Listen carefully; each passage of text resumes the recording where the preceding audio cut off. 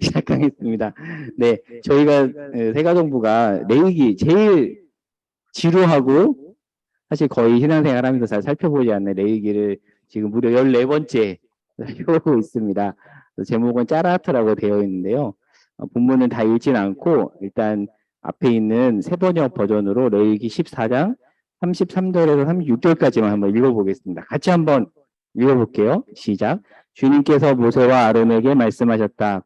나 주가 너희에게 유산으로 준 가나안 땅으로 너희가 들어가서 땅을 차지하였을 때 나 주가 내린 악성 곰팡이가 너희가 유산으로 받은 땅에 있는 어떤 집에 생기거든 그 집 임자는 제사장에게로 가서 집에 곰팡이가 보인다고 알려야 한다. 너는 그 곰팡이를 살피러 가기에 앞서 그 집안 사람들에게 지시하여 그 집을 비우게 하여야 한다. 그래야만 그 집안에 있는 모든 물건이 부정하다는 선언을 받지 않을 것이다. 제사장은 집을 비운 다음에 집 안으로 들어가서 살펴보아야 한다. 네, 성경이 이렇게 건물에 곰팡이 생겼을 때 어떻게 해야 되는지에 대해서 이렇게 말씀한다는 아주 좀 특이한 부분이죠. 간단하게 복습해 보면 레위기 13장하고 14장은 한글 성경으로 보면 모두 나병을 다루는데 히브리어로는 짜라하트라고 해요. 근데 왜 제가 저 언어를 굳이 썼냐면 피부에 생기면 나병이라고 하지만 옷이나 건물에 생기면 곰팡이로 번역을 하지만 사실은 모두 똑같은 짜라하트라는 단어거든요. 그래서 지난주에는 피부에 생긴 전염병, 나병으로 번역된 그 부분을 살펴보았고요. 네, 오늘은 옷하고 건물에 곰팡이가 생겼을 때 이제 어떻게 하는지에 대한 레위기 지침을 좀 살펴보도록 하겠습니다. 그래서 큰 그림을 보면 지난주에 1에서 46절까지 피부병 생겼을 때 어떻게 해야 되는지에 대해서 살펴봤고 오늘은 옷에 생겼을 때 그리고 건물에 생겼을 때 어떻게 하는지에 대해서 성경이 뭐라고 말하는지 이 부분을 한번 살펴보도록 하겠습니다. 자, 이 당시에 옷에 곰팡이가 생겼을 때 문제를 이제 다루는데 지금 사실 우리는 옷이 물론 옷은 귀하지만 상대적으로 과거에 비해서는 옷이 그렇게 귀하지는 않죠. 그렇죠. 그냥 옷 버리면 옷이 좀 이상해지면 버려도 되잖아요. 근데 이 당시에는 출애굽기 말씀에 보면 이런 말씀이 있거든요. 이웃의 옷을 전당 놨거든 해가 지기 전에 돌려보내라. 그러면서 출애굽기 22장 27절에 보면 그것이 그 사람의 유일한 옷이라는 표현이 있어요. 그러니까 사실 고대 사람들에게 옷은 거의 전 재산이었고 특별히 이렇게 길에서 살 때는 이렇게 이불로서 덮는 굉장히 중요한 것이라는 거였죠. 근데 그런 사람들에게 옷에 곰팡이가 생겼을 때 어떻게까지 얘기하냐면 성경이 태우라고 얘기해요. 그러니까 우리야 그냥 태우면 되지라고 하지만 옷이 귀했던 시절에 이 말씀이 얼마나 무겁게 다가왔을지 생각해 보면 조금은 짐작이 갑니다. 혹시 옷에 이렇게 곰팡이가 쓸었던 경험이 혹시 있으신가요?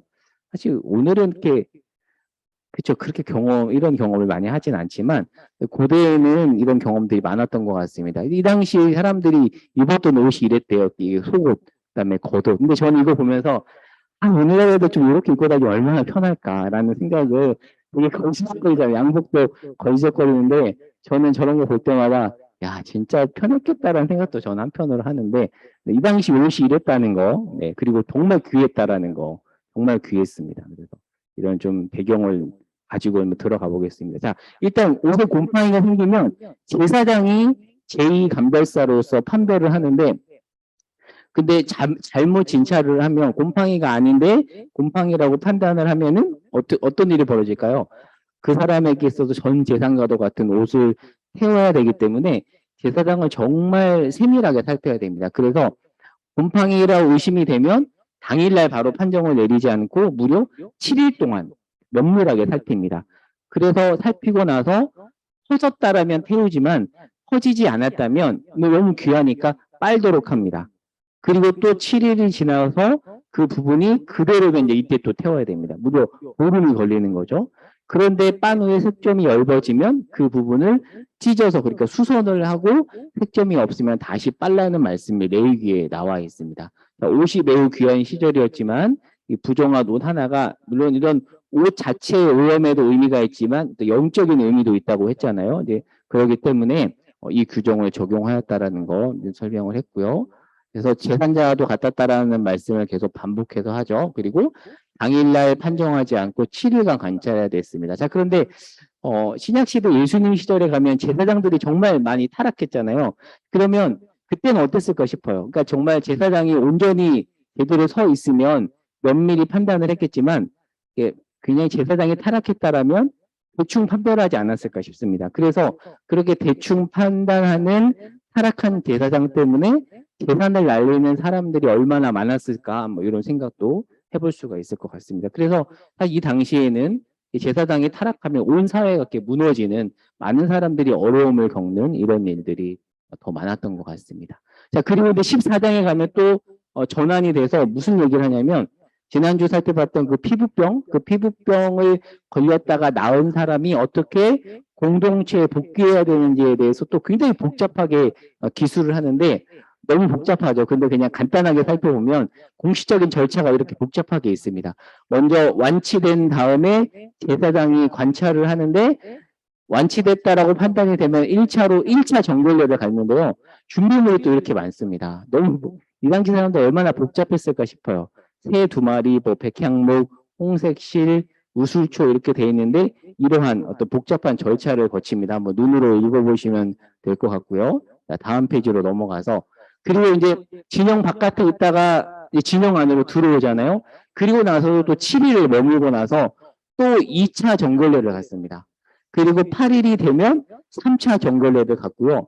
정말 복잡합니다. 그래서 이 모든 정말 복잡한 절차를 갖고 나서야 최종적으로 정결하다는 판정을 받습니다.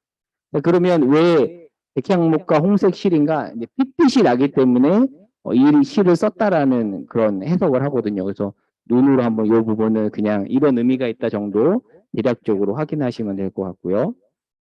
자, 근데 다음 페이지로 넘어가 보면 자, 피부병이 낫고 곰팡이가 이제 다 없어지고 나서 이제 복귀 절차를 갔는데 그 복귀를 하기 위해서는 이런 어떤 준비물들이 필요하잖아요. 근데 옷이 전부인 사람에게 있어서 복귀를 위해서 순량과 암량을 준비한다는 것은 굉장히 쉬운 일이 쉽지 않은 일로 보이거든요. 자, 그러면 이런 생각을 해볼 수 있습니다. 돈 없으면 복귀도 못하는가? 그래서 성경은 가난한 자를 위한 규례를 보충 설명합니다. 그러니까 순량이나 암량을 준비할 여력이 되는 사람들은 준비하지만 이런 재물들을 준비할 여력이 되지 않는 사람들은 아주 간단하게 그냥 비둘기 내지는 그냥 소재물 일부만 준비해도 된다라고 하나님께서 굉장히 세심하게 이런 부분을 배려하십니다. 그러니까 돈이 없어서 복귀하지 못하는 일이 없도록 하나님께서 이렇게 세심하게 이런 부분에 대해서 기술한다라는 거 여기 제가 적어놨고요. 자, 그래서 한번 쭉 읽어보겠습니다. 오늘날과 같이 개인화된 사회가 아닌 당시 사회에서 형편이 되지 않는 사람의 경우에는 다른 사람들도 도와주고 또 아주 쉽게 준비할 수 있는 재물들만 가져오면 된다라고 명시했다라는 거죠. 이 부분은 굉장히 지금 복잡한 내용들인데요. 눈으로 한번 대략 이런 의미가 있구나라는 정도만 확인해 보시면 될 것 같습니다.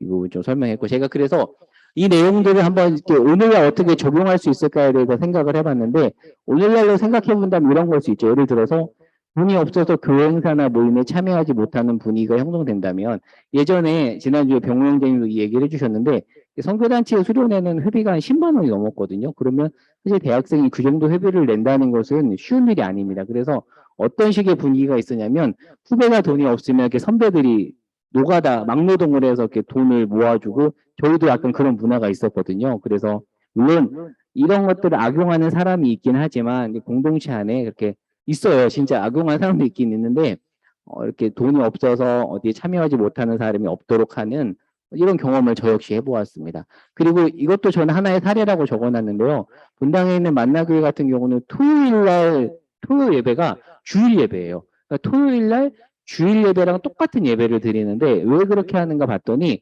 주일날 일하시는 분들 있잖아요. 정말 부득이하게 주일날 일하시는 분들을 위해서 토요일날 이렇게 주일 예배를 드리는 저는 이것도 좋은 사례가 아닌가 싶어요. 왜냐하면 그렇게 주일날 일함으로써 예배 못 드리는 사람들이 없도록 하는 배려니까 그것도 하나의 사례인 것 같고요. 저는 그리고 세가정부 온라인 모임도 저번에 오프라인 모임에 출석하기 어려운 사람을 위한 배려. 그래서 지난주에 정원 형제님이 그랬잖아요. 저 때문에 자꾸 이렇게 하는 것 같아서 죄송하다 뭐 이런 식의 말씀을 하셨는데 저는 그렇지 않다고 생각합니다. 이것도 우리가 할 수 있는 굉장히 좋은 거라고 생각하고요.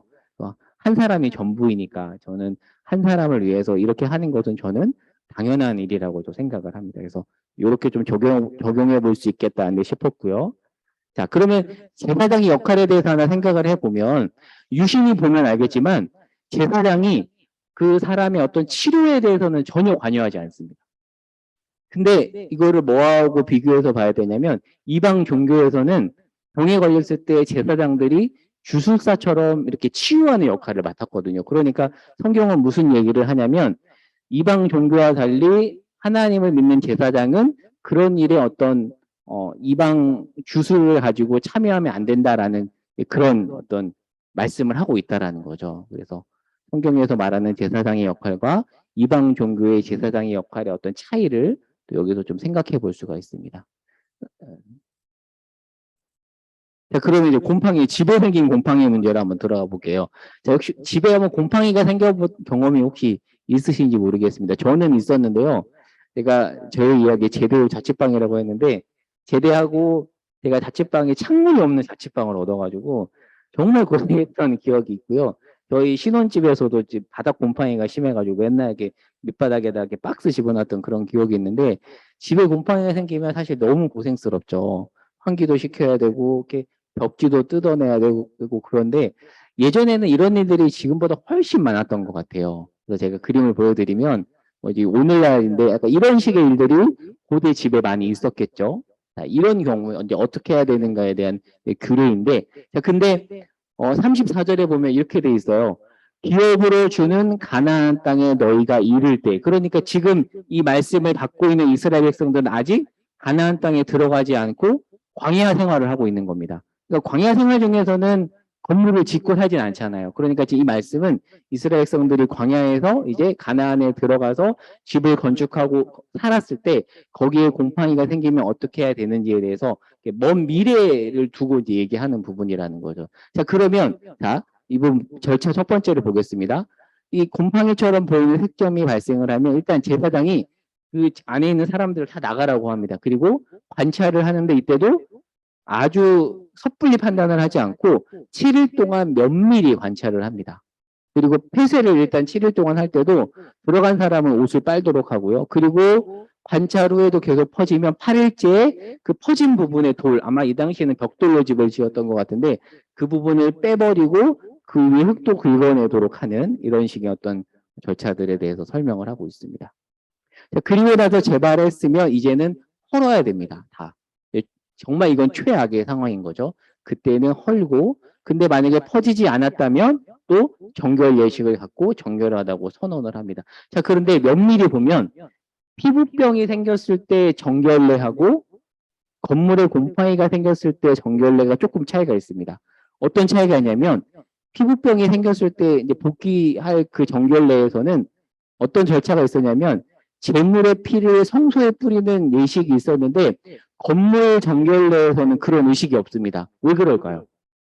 사실 그냥 지나칠 수 있는 그런 부분인데 어떤 의미가 있냐면 보겠습니다. 즉 피부가 부정하면 성소도 부정해져서 정결식을 갖지만 건물이 부정하면 성소가 부정해지지 않기에 정결식을 갖지 않는 겁니다. 자, 이것에 대해서 그 레위기를 전공한 김경래 교수님이 이렇게 설명하거든요. 여기서 중요한 한 가지 사실을 알 수 있다. 성소를 더럽히는 오염원은 오직 인간이라는 것이다. 그렇죠? 건물이 죄를 지는 건 아니잖아요. 그래서 유심히 보면 차이가 있다라고 이렇게 이 부분에 대해서 설명을 합니다. 복잡하죠. 굉장히 복잡합니다. 이제 도표로 보면 이렇게 한눈으로 좀 볼 수 있고요. 자, 이제 넘어가 보겠습니다. 이제 마지막 오늘 좀 강조점을 두고 나누고 싶은 내용인데요. 성경책이 없다는 가정하에 제가 말씀을 적어놨는데, 근데 되게 특이한 성경 구절이 있습니다. 뭐가 신기하냐면 건물에 곰팡이가 생겼을 때 그 곰팡이를 생기게 한 주체를 문맥을 읽어보면 하나님이 곰팡이를 생기게 했다는 식으로 표현을 해요. 한번 제가 34절을 읽어볼게요. 내가 내게 기업으로 주는 가나안 땅에서 너희가 이를 때 너희 기업의 땅에서 어떤 집에 나병색점을 발생하게 하거든. 그러니까 이 문장을 읽으면 마치 건물에 곰팡이를 생기게 한 주체가 하나님인 것처럼 묘사를 합니다. 그래서 세 번역이 이렇게 번역을 하거든요. 나 주가 내린 악성 곰팡이. 특이하지 않나요? 그러면 하나님이 우리를 괴롭히려고 건물에다 곰팡이를 주는 건가? 근데 이 말씀을 이 당시 문맥에서 이해해야 되는데 제가 한번 읽어볼게요. 이 당시에는 옷이나 이렇게 건물에 곰팡이가 생기면 악마가 원인이라고 생각하는 경우가 많아서 어떤 그 특정 대상을 악마화하고 마녀사냥하는 일들이 굉장히 많았다고 합니다. 근데 특별히 건물이나 옷에 곰팡이가 생기는 사람은 아무래도 가난한 사람들이 더 많지 않았을까요? 그러다 보니까 가난한 사람일수록 마녀사냥처럼 악마의 영향을 받았다고 해서 배제되는 일이 많았기 때문에 그거 악마가 한 게 아니라 내가 한 거야. 이렇게 말씀하신다라는 거죠. 자, 그래서 제가 밑줄 그은 부분 볼게요. 하나님을 믿는 자는 이런 일이 생기면 특정 상대를 악망하지 않고 하나님이 하신 일로 알고 주변을 잘 돌아보면 된다. 누구를 탓하거나 배제하지 않고 어려움 겪는 사람을 돌보는 것이 우리가 할 일이다. 그런 차원에서 이 나병 곰팡이를 발생시킨 주체가 하나님이라고 표현했다라는 거죠. 그래서 지난 몇 주 전에 제가 이 부분 봤잖아요. 그 중세 흑사병이 돌았을 때 특별히 특정 대상을 원인으로 찾았던 게 유대인이었고 그 지금 독일과 프랑스 경계에 있는 스트라스부르에서는 유대인 2,000명을 학살했던 왜 학살했다고 했죠? 쟤네들 때문에 흑사병 생겼다라고 특정 대상을 악마화했던 거잖아요. 근데 이런 일들이 정말 많았다라는 거죠. 그래서 그런 일이 발생하지 않도록 하나님께서 특별히 내가 그것을 줬다라고 말씀했다라는 거죠. 다음 페이지를 보겠습니다. 그래서 곰팡이를 발생하게 한 원인을 하나님이라고 하는 것은 당시 배경에서 읽어야 된다라는 거죠. 유명한 레이기 학자인 제이콥 밀그롬이 이렇게 말합니다. 고대 금동의 경우 이러한 현상은 집주인의 죄가 원인이거나 악마의 작용이라고 보는 관점이 흔했대요. 그러니까 집에 곰팡이가 쓰는 것도 서럽잖아요. 그런데 주변에서 저 사람 죄 져서 저 사람한테 부정 타서 저 집에 곰팡이 쓴 거야. 이렇게 수근수근거리고 멀리하고 이런 일들이 많았다라는 거죠. 근데 만약에 그렇게 되면 어떻게 될까요? 곰팡이가 생긴 건물에는 관심이 없겠죠. 그리고 그 건물을 어떻게 회복시킬까에 대해서는 관심이 없고 집주인과 집에 사는 사람을 악마화하고 사회적으로 매장시키는 부작용이 생기죠. 이 당시에는 약간 범신론적인 사회잖아요. 모든 원인을 이렇게 감기가 걸려도 그 원인을 신으로 보고 비가 내려도 뭐 천사와 악마가 움직여서 비가 내렸다라고 이렇게 해석했던 시대잖아요. 그러다 보니까 그런 일이 정말 많았다라는 거죠. 특별히 건물 곰팡이는 가난한 사람의 집에 더 생겼을 것이다. 그러다 보니 더더욱 큰 아프고 곰팡이 쓴 것도 서러운데 주변 사람들의 시선도 이상해지고 얼마나 힘들었을까 싶습니다. 제가 이제 군문화와 바울의 질병이라고 적어놨는데요. 사실 지금은 그런 일이 없지만 불과 한 4, 50년 전만 해도요. 어떤 사람이 심각한 질병이 생기면 귀신 탓이라 생각하고 저는 어렸을 때 그 경험이 있습니다. 저는 개인적으로 저희 집은 기독교 집안이 아닌데 저희 어머니가 저 낳고 류마티스가 오셨거든요. 그래서 너무 고생을 하셨는데 제 기억으로도 어렸을 때 구슬했던 경험이 있어요. 이 당시에 누가 아프면 낫질 않으니까 이렇게 무당을 불러서 굿하잖아요. 왜 그렇게 했을까요? 그 질병을 준 원인을 귀신이라고 본 거죠. 그래서 귀신을 달래면 저 사람이 낫겠다라고 생각했던 게 사실은 불과 한 3, 40년, 4, 50년 전 이야기입니다. 오늘날은 그렇지 않지만. 그래서 예전에 이런 저도 찾아보니까 병굿이라고 하더라고요. 병굿. 병 생기면 굿 치고 굿 한 번 치는데 돈도 어마무시하게 많이 들거든요.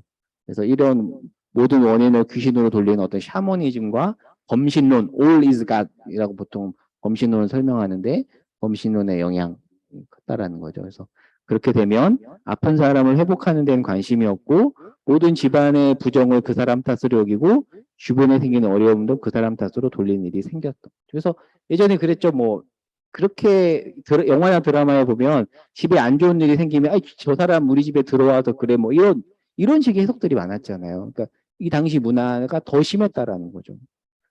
그 잘못을 어떻게든 바꾸고 돕는 데 에너지를 써야 되는데 한 특정 대상에게 원인을 돌리고 그 사람을 탓하고 뭐 이런 이렇게 몰아치는 이런 일들이 많았던 시대 속에서 하나님이 그거 내가 한 거야라고 했다라는 것은 정말 저는 주목해 볼 만한 표현인 것 같습니다. 그래서 마지막 정리하면서 바울의 이야기를 한번 돌아가 보면 사도 바울도 극심한 질병이 있었죠. 그래서 갈라디아서에 가면 뭐라고 설명하냐면 내 몸에 내 육체에 시험하는 것이 있다고 하거든요. 그러니까 사실 사도 바울이 구체적으로 어떤 병에 걸렸는지 성경이 명확하게 얘기하진 않지만 추측컨대 누가 보면 시험 들 만한 질병이었다는 것만큼은 분명한 것 같은데요. 갈라디아서 4장 14절에 보면 제가 읽어볼게요. 바울이 이렇게 말합니다. 너희를 시험하는 것이 내 육체에 있으되 이것을 너희가 업신여기지도 아니하며 버리지도 아니하고 오직 나를 하나님의 천사와 같이 또는 그리스도 예수와 같이 영접했다고 이제 사도 바울이 갈라디아 교인들에게 하는 말인데, 특별히 여기서 중간에 버리지라는 단어가 있잖아요. 이 버리다라는 단어가 헬라어로 에크푸티오라는 단어인데 직역하면 침을 뱉는다라는 뜻입니다. 그러니까 의역하면 버리다는 뜻이지만 직역하면 침을 뱉는다는 뜻인데, 왜 침을 뱉는다는 단어가 의역해서 버리다로 되냐면 이 당시에는 누가 병에 걸리면 그 병 걸린 사람한테 이렇게 침을 뱉었대요. 왜냐하면 그게 경멸의 뜻이라기보다는 이 당시 문화에서 그 사람에게 병을 준 귀신이 나에게 오지 않도록 하는 차원에서 이렇게 침을 뱉는 문화가 있었다고 해요. 그러니까 상대방을 향해서 침을 뱉는다는 것은 병 걸린 사람을 버리는 어떤 그런 분위기라고 볼 수 있는 것이죠. 그런데 바울이 지금 뭐라고 말하냐면 갈라디아 그 사람들이 자기를 볼 때 마치 귀신 들린 사람처럼 보일 만한 질병을 가지고 있는 사도 바울을 침을 뱉지 않았다는 얘기를 하는 겁니다. 그러니까 이 당시 교인들은 예수 안에서 바울이 걸린 그 질병의 원인을 바울에게 돌리거나 그렇게 하지 않고 그 아픈 바울을 어떻게 했대요? 천사와 같이 그리스도 예수와 같이 영접했다라고 이야기합니다. 그리고 15절에 보면 갈라디아 교인들의 태도를 볼 수 있는데, 할 수만 있었더라면 눈이라도 빼어줄 태세로 갈라디아 교인들이 사도 바울을 굉장히 적극적으로 환대하고 웰컴합니다. 물론 나중에 거짓 교사들이 들어와서 둘 사이에 문제가 생기긴 했지만 이걸 통해서 아픈 사람을 어떻게 대해야 되는지에 대해서 이걸 살펴볼 수 있습니다. 이제 정리해 보겠습니다. 네. 옷곰팡이 문제에서도 볼 수 있는 내용. 자, 옷에 생긴 곰팡이 문제를 다룰 때도 유심히 재미있는 게 뭐냐면 옷을 입은 사람에 대한 언급은 없습니다. 그러니까 그 사람한테 원인을 찾지 말고 옷만 제대로 처리하면 된다라는 얘기인 거죠. 그래서 이거는 유심히 관찰해야 볼 수 있는 그런 대목입니다. 물론 하나님이 줄 수 있습니다. 물론 하나님이 징벌 차원에서 누구에게 병에 걸리게 하는 일이 종종 성경에 나오지만, 그런데 우리가 알아야 될 것은 뭐냐면 하나님의 징벌의 최종 목적은 변화라는 거죠. 그렇죠? 그 사람을 완전히 아웃시키기 위해서 주신 것이 아니라 때로는 징벌을 주실 때도 궁극적으로는 그 사람을 회복시키기 위해서 주시는 분이 하나님이라는 것을 기억한다면 우리가 특정한 어려움에 처한 사람에 대해서 저렇게 할 수 없다라는 거죠. 이제 마지막 것입니다. 어려움이 생겼을 텐데요. 코로나가 창궐했을 때 우리가 참 많은 어려움을 겪었었는데 많은 사람들이 특정 사람에게 원인 탓을 하거나 뭐 특정 국가를 혐오하는 쪽으로 몰아갔죠. 근데 사실 생각해 보면 뭐 일부러 그것을 만든 사람이 누가 있겠습니까? 그러면 그런 일이 생겼을 때 하나님이 우리에게 요구하는 태도가 무엇인가 하면, 오늘 말씀을 토대로 정리해 본다면 특정 대상을 악마하거나 혐오하는 것이 아니라 차분하게 대처하는 것이라는 거죠. 그래서 어떻게든 아픈 사람을 돕고 어려움을 처해 있는 공동체를 돕고 하나님 앞에 기도하고, 그게 우리가 할 일인데 자칫 잘못하면 그렇지 않은 쪽으로 간다는 거죠. 코로나뿐 아니라 어떤 문제가 가정이나 공동체 안에 생겼을 때 우리의 대처 방안도 이와 같아야 된다. 짜라하트 규례의 최종적으로 회복을 지향함을 잊지 말아야 된다. 하나님을 경외하는 사람은 이런 문제가 생겼을 때도 대처 방안에서부터 달라야 된다는 것을 오늘 말씀을 통해서 확인해 볼 수 있습니다. 그래서 뭐 생각해 볼 내용이 이겁니다. 우리는 지금 우리에게 벌어진 어려움을 어떻게 바라보며 대처하고 있는가? 하나님은 우리가 어떻게 대처하길 원하시는가? 이 부분을 생각해 볼 수 있을 것 같고요. 자, 이제 속으로 나눈 질문입니다. 첫 번째는 나눔을 통해서 한번 오늘 내용을 통해서 혹시나 새롭게 알게 된 거나 깨닫게 된 점이 있으면 나누어 보면 좋을 것 같고요. 자, 두 번째는 건물에 생긴 곰팡이를 만든 주체가 하나님이라고 표현한 이유가 무엇인가? 그리고 이 질문에 대해서 간단하게 답을 해본 다음에 어떤 큰 문제가 개인적으로나 가정에 생겼을 때 하나님을 믿는 우리는 어떻게 반응하고 대처해야 되는지에 대해서 한번 이야기를 해보면 좋을 것 같습니다. 그래서 오늘 성경 공부 내용은 여기까지 하고요. 그러면 소그룹으로 모여보도록 할 텐데요. 네.